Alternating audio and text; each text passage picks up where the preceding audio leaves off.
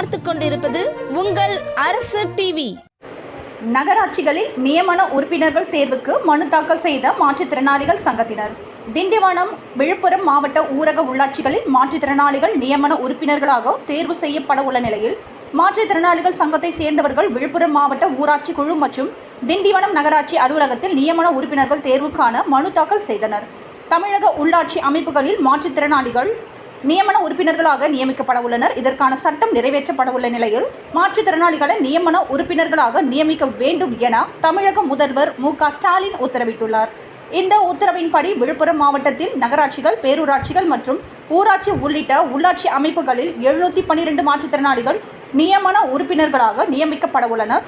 இந்நிலையில் விழுப்புரம் மாவட்டம் மாற்றுத்திறனாளிகள் உரிமை சங்கத்தை சேர்ந்த வளர்மதி, சிவானந்தம் திண்டிவனம் நகராட்சி அலுவலகத்தில் உள்ள உள்ளாட்சிகளில் மாற்றுத்திறனாளிகளுக்கு பிரதிநிதித்துவம் வழங்க வேண்டி திண்டிவனம் மனு தாக்கல் செய்தனர். இந்த மனுவை திண்டிவனம் நகராட்சியின் நகரமைப்பு ஆய்வாளர் திலகவதி பெற்றுக்கொண்டார். இதில் திண்டிவனம் சுற்றுவட்டார மாற்றுத்திறனாளிகள், விழுப்புரம் மாவட்ட மாற்றுத்திறனாளிகள் உரிமை சங்கத்தினர் ஏராளமானோர் கலந்து கொண்டனர்.